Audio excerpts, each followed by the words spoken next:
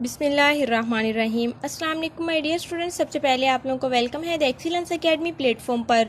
Dear students, आज हमने first year biology का चैप्टर 14 और टॉपिक डिस्कस करना है process involve in the absorption by roots, कि रूट्स जो हैं वो किस तरह से एब्जॉर्प्शन का प्रोसेस करती हैं, कौन कौन से प्रोसेस इन्वॉल्व हैं।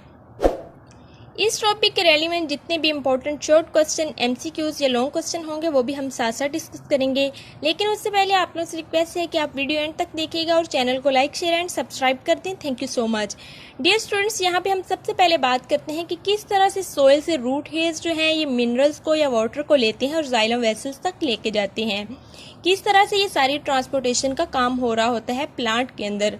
तो प्लांट के अंदर जो सबसे हमारे पास नीचे ज़मीन के अंदर पाई जाने वाली चीज़ है वो रूट हेयर्स होते हैं, और root hairs basically epidermal extensions होती हैं और ये ज़मीन से मिनरल्स और वाटर को अब्जॉर्ब करती हैं और फिर ट्रांसपोर्ट करती हैं प्लांट के अंदर।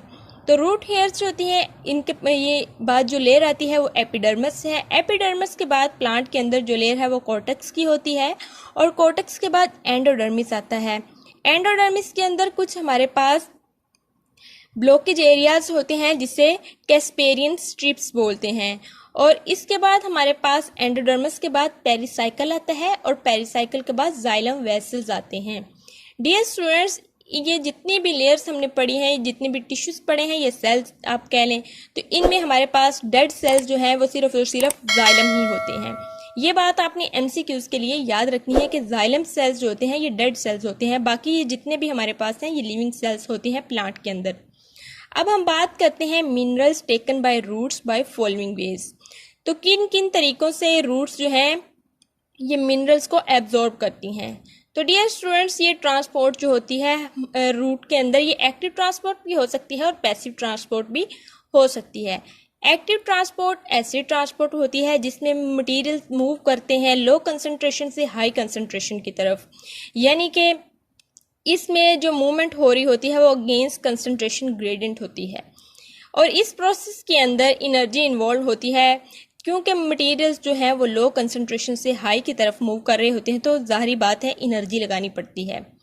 एक्टिव ट्रांसपोर्ट की डिपेंडेंस की बात करें तो ये रिस्पायरेशन के ऊपर डिपेंड कर रहा होता है। पैसिव ट्रांसपोर्ट की बात करें तो इसमें मटेरियल्स जो हैं वो हाई कंसंट्रेशन से लो कंसंट्रेशन की तरफ मूव करते हैं, या इसे हम कह सकते हैं कि इसमें मूवमेंट होती है along concentration gradient. Root hairs जो ज़मीन से मिनरल्स या वाटर लेते हैं तो इसमें पैसिव ट्रांसपोर्ट का काम हो रहा होता है, क्योंकि सोइल जो है उसके अंदर मिनरल्स और वाटर जो होता है वो ज़्यादा मिकदार में होता है, तो यहाँ ज़्यादा से ये कम की तरफ लेके जाती है, इसमें एनर्जी यूज़ नहीं होती। यहाँ पे ये आपने एमसीक्यूज के लिए याद रखना है कि पैसिव ट्रांसपोर्ट में एनर्जी यूज़ नहीं होती और एक्टिव में यूज़ होती है। अब बात कर लेते हैं पैसिव ट्रांसपोर्ट की टाइप्स की। तो इसमें हमारे पास ये फर्दर टाइप्स आती हैं, जिसमें डिफ्यूजन है, इसमें आयंस की मूवमेंट होती है हाई कंसंट्रेशन से लो कंसंट्रेशन की तरफ। नेक्स्ट जो टाइप है हमारे पास वो है फैसिलिटेटेड डिफ्यूजन। तो फैसिलिटेटेड डिफ्यूजन का मतलब भी ये है कि इसमें हमारे पास कैरियर प्रोटीन्स होती हैं, कोई भी कैरियर होता है हमारे पास जो आयंस की मूवमेंट करवाता है हाई कंसंट्रेशन से लो कंसंट्रेशन की तरफ। ऑस्मोसिस है थर्ड टाइप, जिसमें मूवमेंट होती है वाटर मॉलिक्यूल्स की हायर कंसंट्रेशन से लोअर कंसंट्रेशन की तरफ थ्रू सेमी परमिएबल मेम्ब्रेन या सेल मेम्ब्रेन। वाटर की मूवमेंट हो रही होती है सेल मेम्ब्रेन के जरिए। ऑस्मोसिस की फर्दर टू टाइप्स आती हैं हमारे पास, एंडोऑस्मोसिस और एक्सोऑस्मोसिस। एंडोऑस्मोसिस में जो वाटर की मूवमेंट होती है वो वाटर की इनवर्ड मूवमेंट होती है, तो इसे एंडोऑस्मोसिस कहा जाता है। एक्सोऑस्मोसिस में वाटर की जो मूवमेंट होती है वो सेल से बाहर की तरफ होती है, तो इसे एक्सोऑस्मोसिस कहा जाता है। ये एंडो और एक्सो जो हैं ये आपको एमसीक्यूज में पूछा जा सकता है। अब हम बात करते हैं जो नेक्स्ट आपकी बुक में टॉपिक लिखा गया है, path taken by the minerals to reach the xylem tissues, के कौन कौन से पाथ्स हैं जो मिनरल्स अडॉप्ट करते हैं जाइलम टिश्यूज तक मिनरल्स को पहुंचाने के लिए। कौन कौन से ऐसे पाथ्स पौधे के अंदर पाए जाते हैं जिनके ज़रिए से गुजर के मिनरल्स जो हैं वो जाइलम टिश्यूज तक पहुंच जाते हैं। तो इसमें हमारे पास dear students basic three paths लिखे हुए हैं आपकी बुक में। एपोप्लास्ट पाथवे है, सिम्प्लास्ट पाथवे है और वैक्यूलर पाथवे है। वन बाय वन इन्हें हम स्टडी करते हैं। ये आपको पेपर में लॉन्ग क्वेश्चन के तौर पे पूछा जा सकता है कि paths taken by the minerals to reach the xylem tissue, तो आपने ये तीनों पाथवे लिखने होंगे। या आपको डिफरेंस आ सकता है एपोप्लास्ट पाथवे में या सिम्प्लास्ट में, या सिम्प्लास्ट और वैक्यूलर में, या वैक्यूलर में या एपोप्लास्ट में, इस तरह से क्वेश्चन बन सकता है। तो एपोप्लास्ट पाथवे की सबसे पहले हम बात करते हैं। तो डियर स्टूडेंट्स, इसमें आयंस की जो मूवमेंट होती है वो सेल वॉल्स के जरिए होती है, और ये जो मूवमेंट होती है रूट हेयर्स के अंदर ये कंटिन्यूस होती है, कंटिन्यूस होती जाती है। सेल वॉल के जरिए जो आयंस जो है मूव कर रहे होते हैं प्लांट के अंदर। रूट्स के अंदर ये जो है एपोप्लास्ट पाथवे ये कंटिन्यूसली चलता जाता है, लेकिन ये डिसकंटिन्यूस हो जाता है एंडोडर्मिस में आके, क्योंकि एंडोडर्मिस जो है प्लांट्स के अंदर उसमें कुछ ब्लॉकेज एरियाज पाए जाते हैं जिसे कैस्पेरियन स्ट्रिप्स का नेम दिया जाता है। तो आपने ये बात एमसीक्यूज के लिए याद रखनी है कि एंडोडर्मिस के अंदर कैस्पेरियन स्ट्रिप्स पाई जाती हैं। एपोप्लास्ट पाथवे कुछ इस तरह से होता है जैसे ये आपको दिखाया गया है। ये सेल वॉल है और सेल वॉल के अंदर आयंस की और वाटर की मूवमेंट हो रही है, और इस तरह से ये चलता जा रहा है। और यहाँ पे आके नेक्स्ट आप देखें तो कैस्पेरियन स्ट्रिप्स आ गई तो ब्लॉकेज हो गया, यानी कि यहाँ से मूवमेंट नहीं होगी। तो यहाँ से हमारे पास सिम्प्लास्ट पाथवे या वैक्यूलर पाथवे स्टार्ट हो जाता है। डियर स्टूडेंट्स, आपने ये बात याद रखनी है कि सिम्प्लास्ट पाथवे और एपोप्लास्ट पाथवे एक के बाद दीगरे होते जाते हैं, यानी कि एक जो है वो एंड होगा तो दूसरा स्टार्ट हो जाएगा। इसे सिमल्टेनियसली मूवमेंट भी कहते हैं। नेक्स्ट हम बात करते हैं सिम्प्लास्ट पाथवे की। तो सिम्प्लास्ट पाथवे में डियर स्टूडेंट्स मिनरल्स जो हैं वो हाई कंसंट्रेशन वाले एरिया से लो कंसंट्रेशन वाले एरिया की तरफ जाते हैं थ्रू इंटरकनेक्टेड प्रोटोप्लास्ट। ठीक है, रूट के अंदर जो हमारे पास ये मूवमेंट हो रही होती है वो हाई से लो की तरफ होती है, और किसके जरिए? प्रोटोप्लास्ट के जरिए होती है। प्रोटोप्लास्ट जो होता है प्रोटोप्लास्ट रूट्स के अंदर जो होता है ये कनेक्टेड होता है, कुछ स्पेशल हमारे पास स्ट्रक्चर्स पाए जाते हैं जिसे प्लाज्मोडेस्माटा कहते हैं।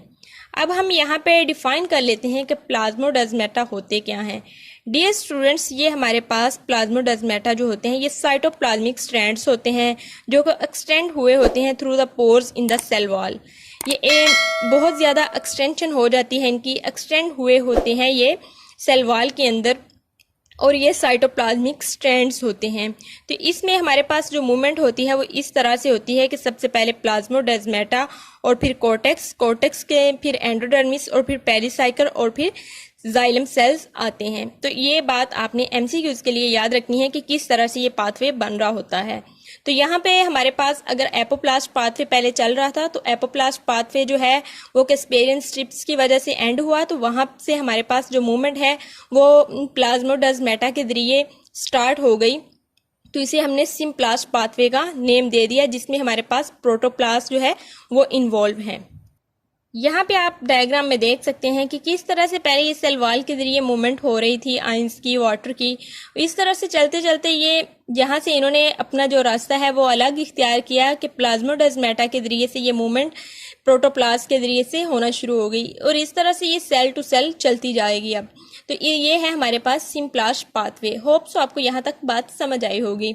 नेक्स्ट हम थर्ड पाथवे की बात करते हैं जिसे वैक्यूलर पाथवे कहते हैं। डियर स्टूडेंट्स, ये नेम से ही जाहिर है कि इसमें हमारे पास जो आयंस की, वाटर वगैरह की मूवमेंट होगी वो वैक्यूल्स के जरिए होगी। हमें पता है कि प्लांट जो है उसके पास बहुत सारे बड़े साइज में वैक्यूल मौजूद होता है, तो इस तरह से वैक्यूल टू वैक्यूल जो ट्रांसपोर्ट होगी प्लांट के अंदर, प्लांट सेल्स के अंदर, वो वैक्यूलर पाथवे के जरिए होगी। तो इसमें सबसे पहले सेल मेम्ब्रेन आती है, सेल मेम्ब्रेन के बाद साइटोप्लाज्म होता है, साइटोप्लाज्म से फिर जो मटेरियल्स हैं ये वैक्यूल के पास जाती हैं और वैक्यूल से फिर जाइलम सेल्स तक जाते हैं। तो इस तरह से मिनरल्स की मूवमेंट होती है। यहाँ पे आप डायग्राम में देख सकते हैं कि सेल वॉल के जरिए से पहले हमारे पास मटेरियल्स आ रहे हैं और फिर उन्होंने सेल मेम्ब्रेन को क्रॉस किया है और वैक्यूल के अंदर दाखिल हो गए हैं, और फिर वैक्यूल टू वैक्यूल हमारे पास मूवमेंट हो रही है मिनरल्स की या आप वाटर की कह सकते हैं। तो बेसिकली यहाँ पे हम मिनरल्स पढ़ रहे हैं तो आप वर्ड मिनरल का ही यूज़ करेंगे। तो ये है हमारे पास वैक्यूलर पाथवे। ये आपको 2 मार्क्स के सारे शॉर्ट क्वेश्चन के तौर पे भी पूछे जा सकते हैं। तो उसमें आपने इस तरह से ये पूरा पाथवे बताना होगा और साथ में आपने डायग्राम बनानी होगी। ये जितने भी पाथवेज हम पढ़ रहे हैं इसमें सबसे पहले जो पाथवे चल रहा होगा वो एपोप्लास्ट पाथवे ही चल रहा होगा। एपोप्लास्ट के बाद ही सिम्प्लास्ट स्टार्ट हो सकता है या फिर वैक्यूलर पाथवे स्टार्ट हो सकता है। ये बहुत कॉन्सेप्चुअल बात है और आपने इसे बहुत अच्छी तरह अपने जहन नशीन करना है। अब हम बात करते हैं प्लांट्स के अंदर कुछ सिम्बियोटिक रिलेशनशिप्स पाए जाते हैं ताकि प्लांट्स जो हैं वो ज़्यादा से ज़्यादा न्यूट्रिएंट्स हासिल कर सकें और या फिर मिनरल्स वगैरह हासिल कर सकें। तो डियर स्टूडेंट्स, प्लांट्स के पास एक न्यूट्रिएंट प्लांट के लिए बहुत ज़रूरी होता है जिससे नाइट्रोजन कहते हैं, और ये ज़्यादातर लिमिटेड होता है रॉक्स के अंदर या फिर ये सॉइल वाटर के अंदर मौजूद होता है।